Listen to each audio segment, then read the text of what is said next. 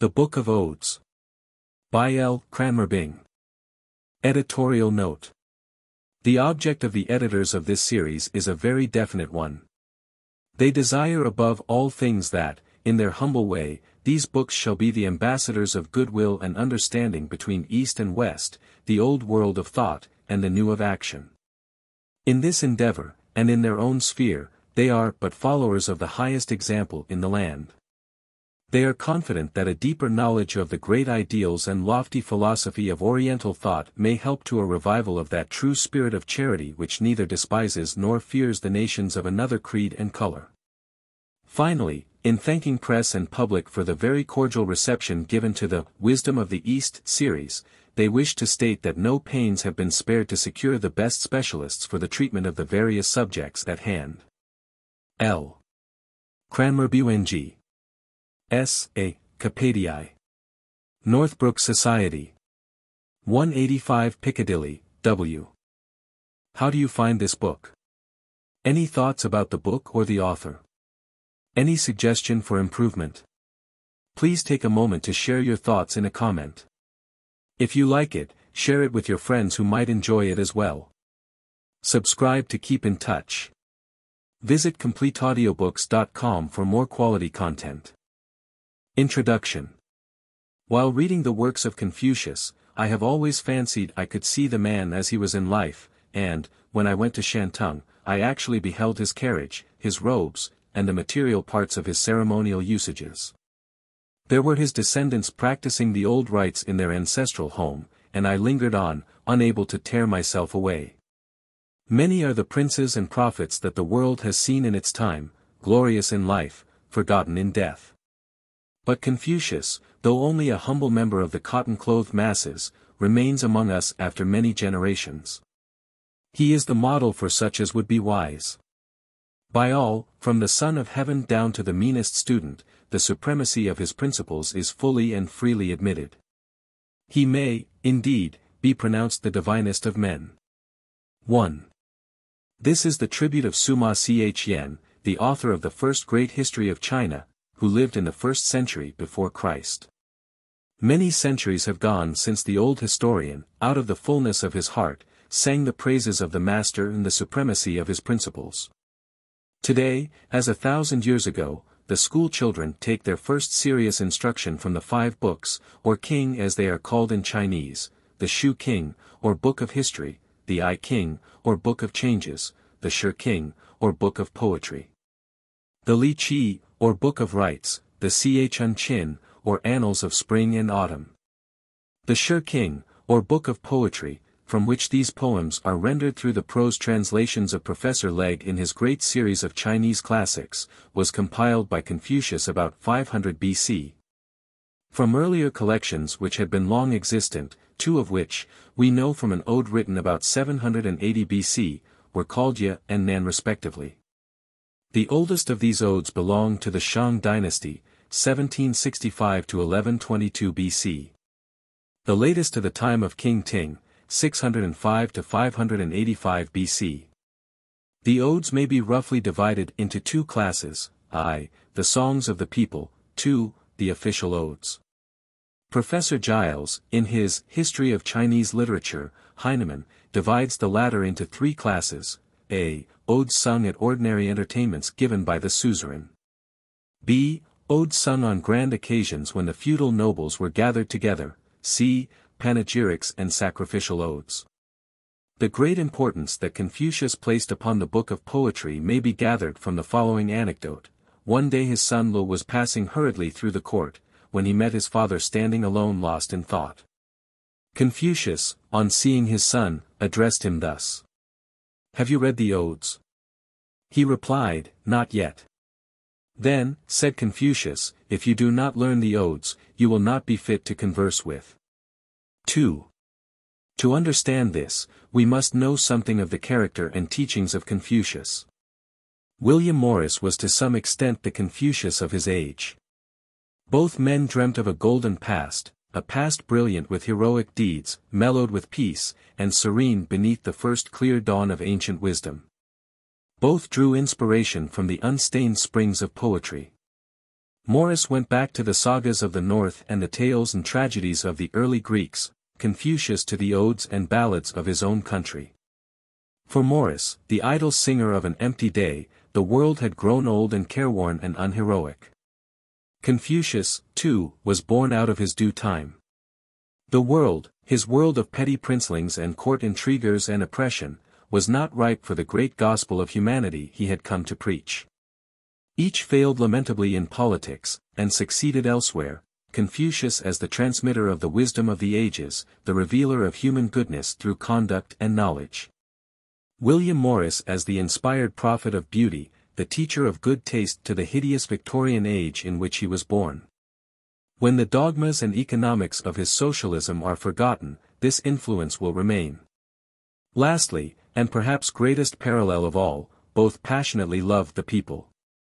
Confucius, when asked how the superior man attained his position, said, "He cultivates himself so as to bring rest unto the people."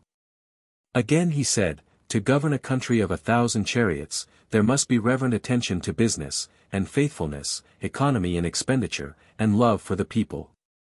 Both recognized, as all great men must, that there is more to be learnt from the natural man, the man who lives next to nature, and through his toil knows something of her ways and moods, than the artificial mime of ancient court or modern drawing-room. It was through the odes that Confucius taught his own generation to understand the manners and customs and the simple feelings of the men of old. Here are no great poems written by highly cultivated men, but songs that came naturally from the hearts of all, concerning their little troubles, their hopes and fears, the business in which they were engaged. The farmer sings of his husbandry. He gives us this picture of the workers over the land coming to clear the virgin soil of the grass and brushwood that cover it. There they go in thousands, two and two, side by side, tearing the roots out of the soil. Some to the marshlands, some where the dry paths wind through the meadows, and some by the river banks. There is the master inspecting all, with his sons ready at hand, followed by their households. There also are the neighbors who have come to help, they're the hired servants. Now the feast has begun, sounds of revelry are heard, the husbands' hearts are full of love as they sit with their wives by their side. Now, they begin again patiently to prepare the southern lands, breaking the soil with the plowshare. Many kinds of grain they sow, soon strange life will arise from every ear, when the young blades raise their heads from the ground. See the young blades arise in long unbroken lines that day by day grow and spear before us. Fertile is the swelling seed, and through it go the laborers who weed it over and over again. A little while and the reapers have come. The golden grain is stacked high, the straw innumerable is multiplied. There is sufficient to make the spirits glad, to offer to the shades of our fathers, and yield whatever the rites require. Sufficiency for the kings and nobles to give mighty banquets, when at the fragrant feast both host and guest sit down together. There is enough when the feast is over to satisfy the aged poor and cheer them with a never-ending abundance. Not now alone, but from all time and in all lands, the earth repays 1,000-fold to those who toil. Such is the song of husbandry 3,000 years ago. What joyousness is here! What scenes of peace and simple festival of family love and delight in the land! Again some officer in the days of good King Wăn, galloping along a clear road on the king's service, hammers out the splendid galloping song, called King's Messenger, in the present book, to the beat of his galloping horse's hoofs. No such poem was elaborated in garden or grove where the poets clustered, and drank, and sang. It comes straight from the heart of this nameless envoy of old, fiercely exulting in his own untiring energy and in the mettle of his splendid steeds. How many of these poems declare the joys of work bravely attempted, bravely done? These little sagas of blood and brain can teach us more of life than all the threadbare moralities which serve as poetry in the modern day. How modern they are! Yes, indeed. As long as color is color, and life is life. As long as youth with its sublime folly will wait all night for the tryst that is never kept, these poems, the earliest collection of secular songs we know, will remain fresh and charm us to the end. These old writers, viewing nature at first hand and not through the medium of any books, wrote faithfully of what they felt and saw. With what delight does the eye wander over the surrounding landscape. Very gently the river glides along through the plain, which it makes beautiful with the long canal formed by its waters. To the south rise great mountains in the shape of an amphitheatre, while, on the further bank, reeds and pines, covered with a never-fading verdure, invite the fresh breath of the cooling winds. Happy places! Those who dwell in you live like brothers. Never is the voice of discord heard among you. What glory shall be yours? The prince, whose heritage you are, hath chosen you for his abode. Already is the plan of his palace formed. Proud walls arise, and grand terraces are building on the east and west. Haste to come, great prince. Oh, haste to come, sports and pleasure wait upon thy coming. The solid foundations, which are now being laid with redoubled strokes of the hammer, display thy wisdom. Neither rains nor storms shall ever prevail against them. Never shall the insect which creeps or walks penetrate thy habitation. The guard who watches is sometimes surprised, the swiftest dart may err, the frightened pigeon forgets the use of its wings, and the pheasant with difficulty flies before the eagle, but before thee every obstacle vanishes. With what majesty do these colonnades rear their fronts! How immense are those halls! Lofty columns support the ceiling, the brightness of the day illuminates them and penetrates them on all sides. It is here that my prince reposes. It is here that he sleeps, upon long mats woven with great art. Often the song is one that only a woman could have sung. Some lady of the harem of King Wan praises the queen, who is never jealous of the inferior wives, but cherishes them as some great tree cherishes the creepers that gather round it. Again, the ripe plums are falling from the bough. Only 7/10 of them remain. If any desire to marry me, now has the fortunate time arrived. In the second verse only 3/10 are left. In the third she had gathered them all into her basket, the lover has only to speak the word, and she will be his. Many of these odes are undoubtedly the work of women. The European idea that Chinese women are, and always have been, the closely prisoned slaves of their husbands, idle and soulless and ignorant, has been dispelled by Professor Giles in his interesting Chinese Sketches, published by Keegan, Paul and Company. In novels, for instance, he writes, the heroine is always highly educated, composes finished verses, and quotes from Confucius, and it is only fair to suppose that such characters are not purely and wholly ideal. Besides, most young Chinese girls whose parents are well off are taught to read. According to Legge, there was more freedom of movement allowed to women in the days when the odes were written and collected, before the custom of cramping the feet was introduced. Consequently their minds were more able to expand from contact with the outer world, and better fitted for literary tasks. The names of the ladies Pan Chiyu and Fang Wei are well known to every student of Chinese literature. Perhaps the great importance of the odes, first grasped by Confucius, and afterwards by the whole of China, lies in the fact that they are no mere abstract creations of an imaginative brain. Each one of these nameless poets writes about himself or herself, their sorrows, their aspirations, their outlook on their own times, contented or gloomy, are all chronicled herein. In the official odes we see the feudal princes coming to town to greet their sovereign lord. The state carriages with their 4-horse teams have gone to greet them. What gifts has the king to bestow on those he delights to honor? Bring forth the dark-colored robes embroidered with the dragon, and the silken skirts with the hatchet design upon them. See, they are coming, you may tell by the dragon flags that wave before them, coming, by the why sound of the bells that reaches us. By the bright red buskins that cover the knees we know them. These are the princes. No great poetry to be sure. No monolith of inspired travail by a giant race that may stand alone in the time-deserted regions of sand and silence. These are just the natural songs that float upward from the happy valleys and down the sedge-strewn banks of the wandering Ku. Above all, they are naive and bright as on their birthday, with that most precious quality of truth and unconscious art which never lets them tarnish or fade. The king is very wicked. The poor groom of the chamber to his majesty gives vent to his sorrow in song. He lets you know all about it.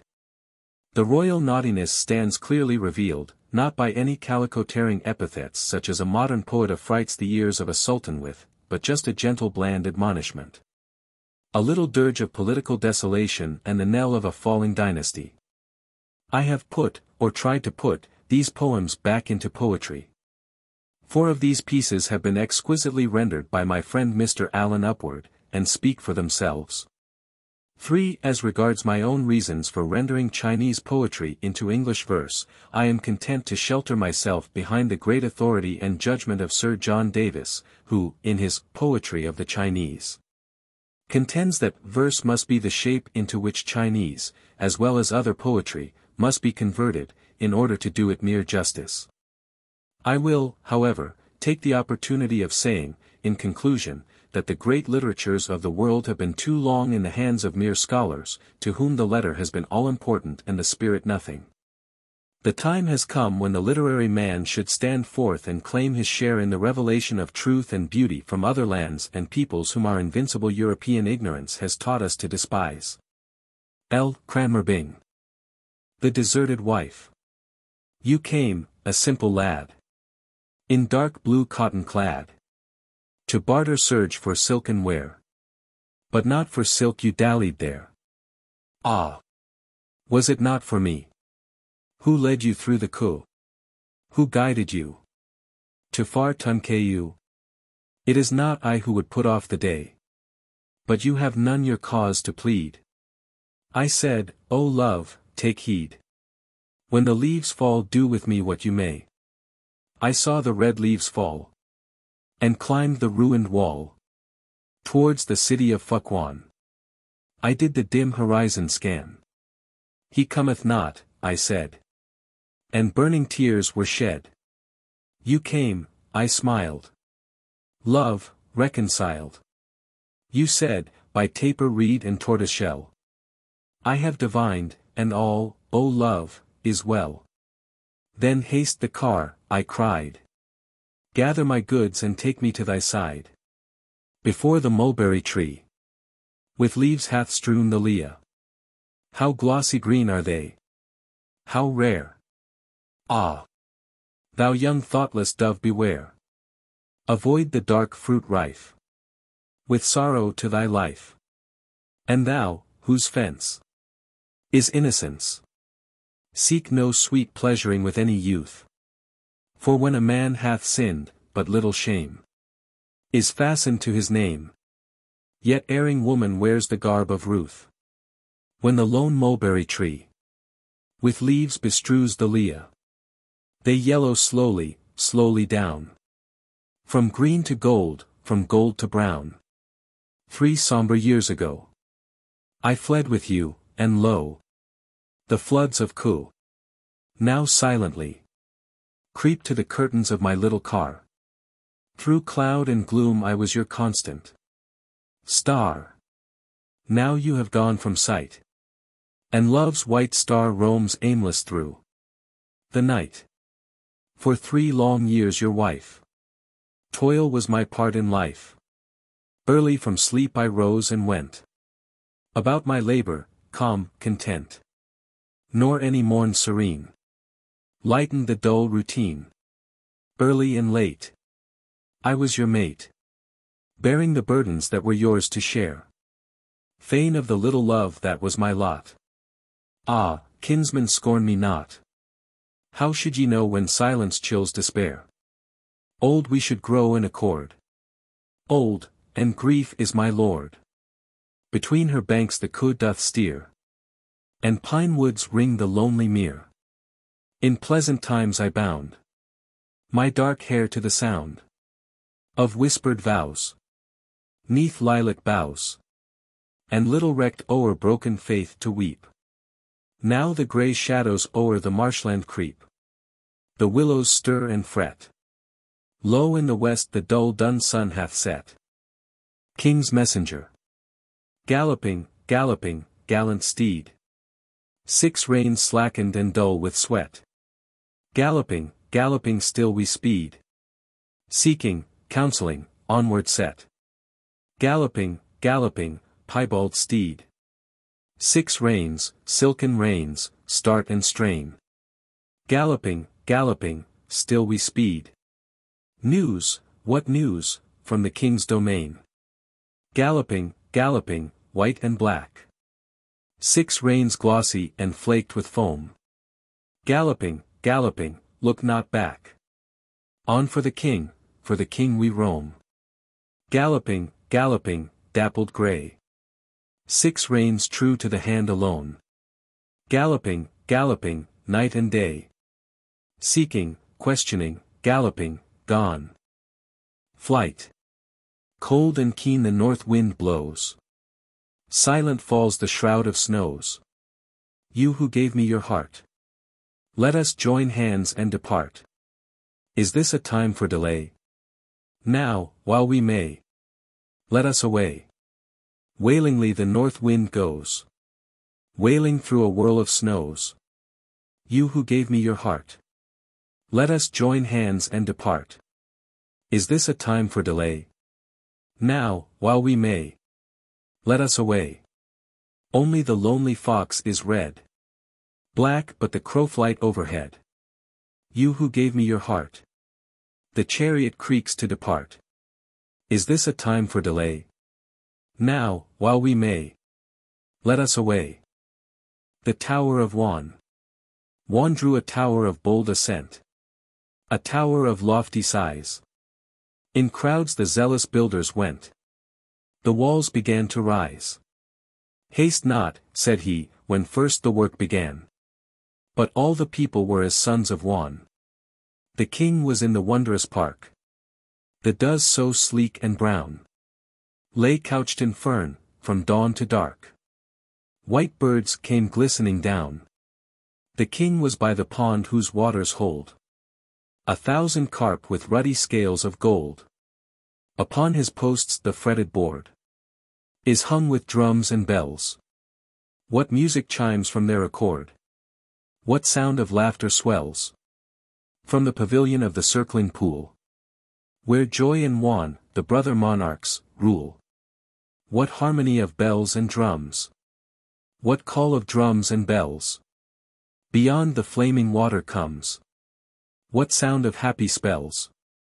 The blind musicians blind us with delight, while the deep lizard drums roll on till night. Drifting. 2 youths into their boats descend, whose shadows on the waters sway. Ah! Light hearts bravely sped away. My heavy heart forebodes the end. 2 youths into their boats descend. 2 lives go drifting far from me. Between the willow glooms I see death lurking at the river's bend. The Slanderers. The blue flies buzz upon the wing. From fence to fence they wander. O happy king! O courteous king! Give heed to no man's slander. The noisy blue flies rumble round. Upon the gum trees lighting.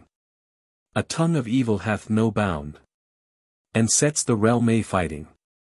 The clumsy blue flies buzzing round. Upon the hazels blunder. O cursed tongue that knows no bound, and sets us two asunder. Love and the Magistrate. When the great carriage rumbles by, I see him in his robes of state. Calm, pitiless, sedate. Man of the cold far-piercing eye. Oh, but I long for you. Right for you, wrong for you. Naught could keep us apart, but the cold eye reading my heart. When the great carriage rumbles on, in robes of state carnation red, I see the man of dread. Bright gleaming robes and glance of stone. Oh, then I long for you. Right for you, wrong for you. Naught could keep us apart, but the cold eye reading my heart. Together we may never bide, nor you and me one roof contain. But death shall not divide. The same close grave shall wed the twain. Say, am I cold to you? Nay, I will hold to you. By the bright sun I swear. O my life, my love, my despair. City of Chow. Cold from the spring the waters pass. over the waving pampas grass. All night long in dream I lie. Ah me! Ah me! To awake and sigh. Sigh for the city of Chow. Cold from the spring the rising flood covers the tangled southernwood. All night long in dream I lie. Ah me! Ah me! To awake and sigh. Sigh for the city of Chow. Cold from its source the stream meanders darkly down through the oleanders. All night long in dream I lie. Ah me! Ah me! To awake and sigh. Sigh for the city of Chow. I, the prayer of the Emperor Ching. Let me be reverent, even as the way of heaven is evident, and its appointment easy is to mar. Let me not say, it is too high above. Above us and below us doth it move, and daily watches wheresoe'er we are. It is but as a little child I ask, without intelligence to do my task. Yet learning, month by month, and day by day, I will hold fast some gleams of knowledge bright. Help me to bear my heavy burden right, and show me how to walk in wisdom's way. 2. The prayer of the Emperor Ching. Even as a little helpless child am I, on whom hath fallen the perplexed affairs of this unsettled state. High loneliness and sorrow are my portion. Thou great Father, thou kingly pattern of parental awe, whose mind for ever in the courts beheld, roaming, the royal image of thy sire. Night long and day long, I, the little child, will so be reverent. O ye great kings! Your crowned successor crowns you in his heart. Live unforgotten. Here, upon the verge of the momentous years, I pause and trace the shining footsteps of my forefathers, and the far distant goal that drew them on. Too distant for my range. How resolved I may go forward, lo! 1,000 tracks cause me to swerve aside. A little child. Only a little child, I am too frail to cope with the anxieties of state and cares of kingcraft. Yet I will ascend into my Father's room, and through the courts below, forever seeking, I will pass to brush the skirts of inspiration and touch the sleeves of memory. O great and gracious Father, hear and condescend to guard, to cherish, to enlighten me. Maytime. Deep in the grass there lies a dead gazelle. The tall white grass enwraps her where she fell. With sweet thoughts natural to spring, a pretty girl goes wandering, with lover that would lead astray. The little dwarf oaks hide a leafy dell. Far in the wilds there lies a dead gazelle. The tall white grass enwraps her where she fell. And beauty, like a gem, doth fling bright radiance through the blinds of spring. Ah, gently! Do not disarray my kerchief. Gently, pray. Nor make the watchdog bark under my lattice dark. Lady of the Lagoon. By the shores of that lagoon, where the water lily lies, where the tall valerians rise, slender as the crescent moon, goes he Nan, ah, he Nan.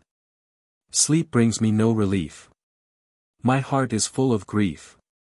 By the shores of that lagoon, where the drowsy lotus lies, where the tall valerians rise, brighter than the orbed moon, shines he Nan, ah, he Nan. I turn and turn all night, and dawn brings no respite. Through eastern gates I wandered far, where cloud-like beauties thronged the way. Although like clouds their faces are, my thoughts among them would not stay. She in rough silk and kerchief blue gave me the only joy I knew. I wandered by the curtained tower. Like flowering rushes were the maids, although they matched the rush's flower. Soon from my mind their beauty fades. In humble silk and madder dye. She fills my heart with ecstasy. The straggler. There is that little oriole. At rest where the mound doth rise. Oh, but the way is long. Long that before me lies. There is no rest for me. None for my tired feet. Give me to drink and eat. Do what is best for me. Order an ambulance car. And carry me on. There is that little oriole. At rest where the mound doth bend. Oh, but I know no fear. Save if the march will end. There is no rest for me. None for my tired feet. Give me to drink and eat. Do what is best for me. Order an ambulance car. And carry me on. There is that little oriole. At rest on the hillock grey. Oh, but I know no fear. Save that I fall by the way. There is no rest for me. None for my tired feet. Give me to drink and eat. Do what is best for me. Order an ambulance car. And carry me on. The happy man. He has perched in the valley with pines overgrown. This fellow so stout and so merry and free. He sleeps and he talks and he wanders alone. And none are so true to their pleasures as he. He has builded his hut in a bend of the mound. This fellow so fine with his satisfied air. He wakes and he sings with no neighbor around. And whatever betide him his home will be there. He dwells on a height amid cloudland and rain. This fellow so grand whom the world blunders by. He slumbers alone, wakes, and slumbers again. And his secrets are safe in that valley of way. The Pear-Tree. This shade-bestowing pear-tree, thou. Hurt not, nor lay its leafage low. Beneath it slept the Duke of Chow. This shade-bestowing pear-tree, thou. Hurt not, nor break one leafy bough. Beneath it stayed the Duke of Chow. This shade-bestowing pear-tree, thou. Hurt not, nor bend one leafy bough. Beneath it paused the Duke of Chow. Princely visitors. White birds went over the west. Young egrets, over the marshlands flying. My lords came visiting, ermine-dressed. With the birds in their elegant beauty vying. In their states they have high renown. Of the city of Chow they are never tiring. And the rivers of night wind darkly down. Past the towers of their fame still aspiring. The Nightlong Tryst.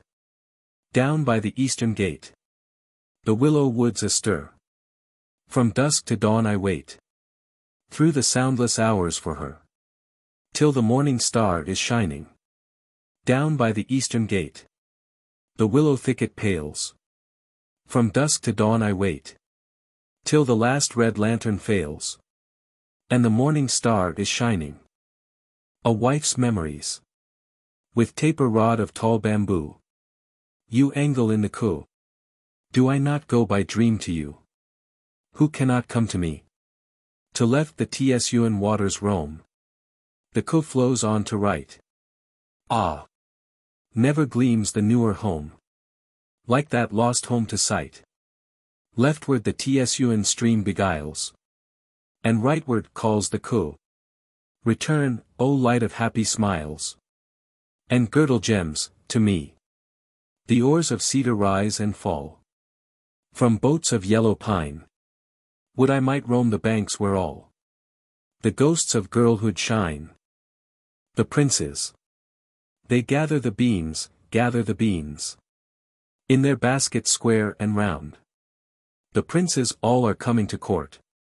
And where shall their gifts be found? The coaches of state and their teams go by. What more for my lords have I? Dark-colored robes with a dragon fine. And silken skirts with the hatchet sign. Clear bubbles the spring. Around they gather the cress. The princes all are coming to court. Their banners the winds caress.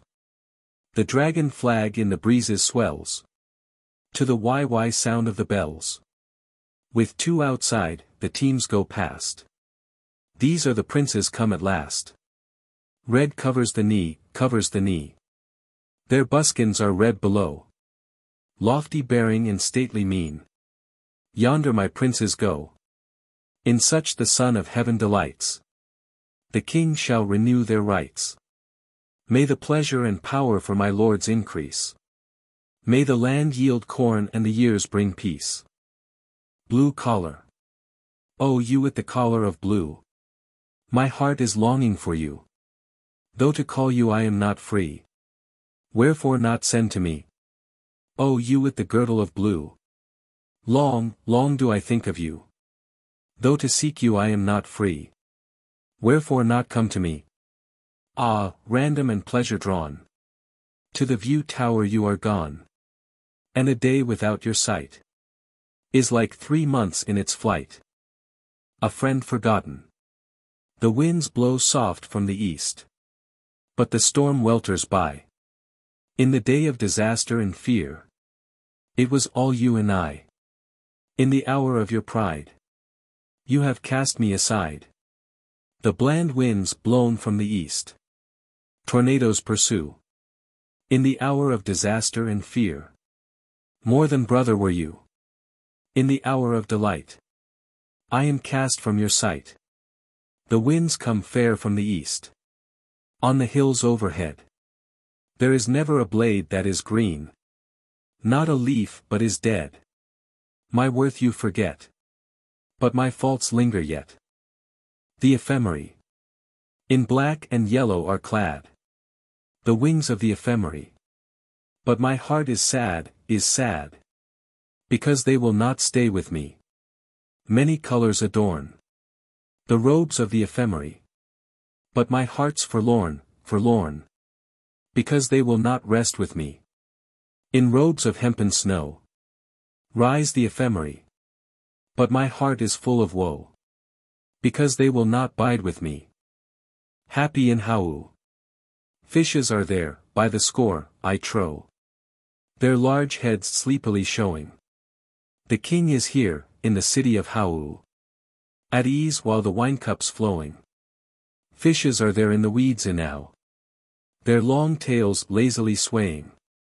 The King is here, in the city of Haou. Drinking, dreaming, delaying. The fish lie under the willow bough.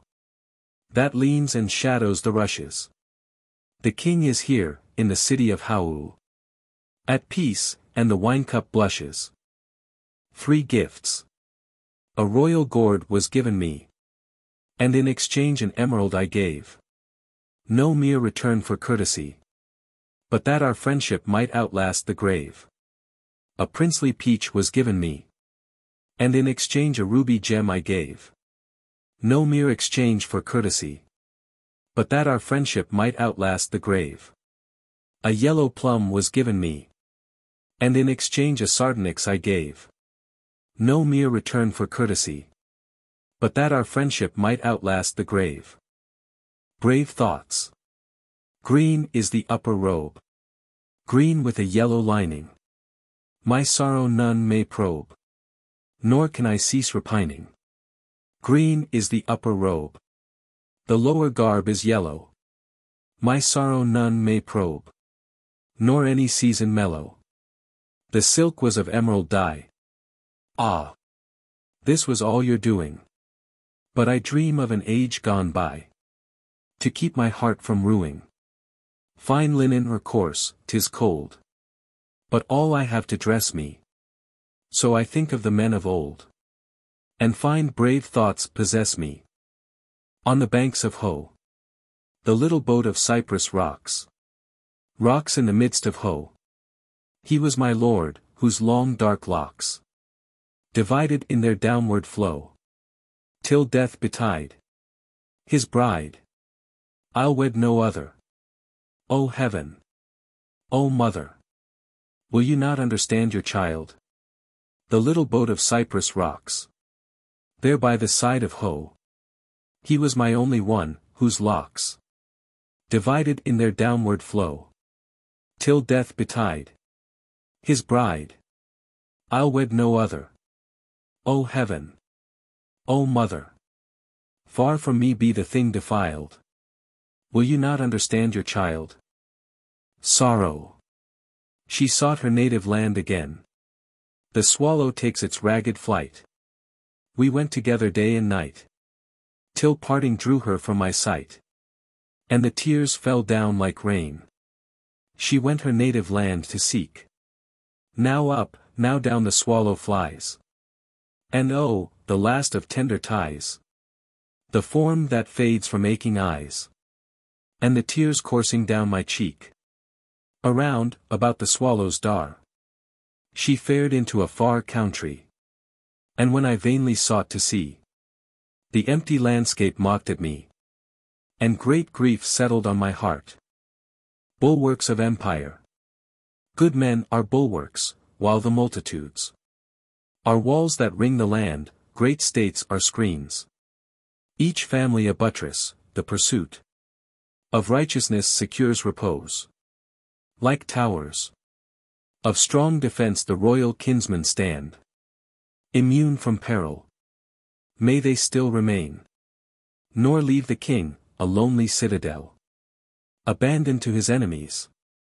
Give heed unto the wrath of heaven. Nor presume to idle, but revere the heavenly moods. Ephemeral though they seem, be not of those that roam at random. Heaven understands and doth companion all the ways we go, and seeth all things clearly. The bride cometh. The turtle-dove dwells in the magpie's nest. One cometh as a bride to be caressed.